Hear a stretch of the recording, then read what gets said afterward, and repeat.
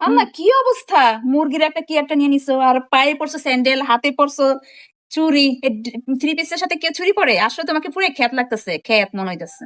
মানে এটা কোনো কথা? আপনি এখানে আসছেন কোনো কিছু ভালো না শুনে আমার বলতেছেন আমার খ্যাত লাগতেছে। দেখেন এটা একটা শুটিং স্পট, এই জন্য আমি গ্রামের মেয়ে এসেছি। আর গ্রামের মেয়েরা কি খ্যাত নাকি? গ্রামের পরিবেশ অনুযায়ী তো এই ড্রেসটাই ঠিক আছে। আপনি শহরে আছেন, আপনার জন্য আপনার ড্রেস মানানসই। এই যে জুতাটা আপনি পরছেন, এই জুতা যদি আমি এই জায়গায় পরি, এই জুতা কালো রঙের হয়ে যাবে, কারণ এখানে ধুলা বালু কাদা মাটি, এই জায়গার পরিবেশটাই অন্যরকম। আর ওই জায়গায় আপনার একদম পরিষ্কার পরিবেশ, ওই জন্য আপনার ড্রেসটা পারফেক্ট। সব জায়গায় একটা মানানসই ড্রেস আপ থাকে। আর দ্বিতীয়ত কথা হইতেছে, আমি হচ্ছি ওয়ান টাইম খ্যাত। ওয়ান টাইম খ্যাত মানে বুঝছেন, কিছু সময়ের জন্য গ্রামের মেয়ের অ্যাক্টিং করতেছি, এই জন্য এই ড্রেসটা পরছি। তাও আমার কষ্ট লাগতেছে যে আপনি আমাকে খ্যাত বলে ফেলছেন, আমি ফেক খ্যাত, তাও আমার এরকম খারাপ লাগতেছে। কিন্তু যারা সত্যি সত্যি গ্রামের মেয়ে এরকম ড্রেস আপ পরে, তারা যদি শুনতো আপনার এই কথাটা, তাদের মন খারাপ করতো। এটা বলা একদম ঠিক না। প্রত্যেকটা জায়গার জন্য উপযুক্ত একটা পোশাক আছে। এই সরি সরি সরি সরি, ভুল হয়ে গেছে। আসলে আমি খেয়াল করিনি যে তুমি শুটিং এর জন্য এর মানে এটা নিচ্ছ, আমি বুঝতে পারিনি। না না, সরি। শুটিং এর জন্য হোক আর এমনি হোক, কাউকে কখনো এরকম করে বলবেন না। সবারই আসলে জায়গা মতো আলাদা একটা পজিশন থাকে, আলাদা একটা ড্রেস থাকে। আসলে তুমি ঠিক বলছো, আমি আসলে মনে করে ফেলছি, সরি।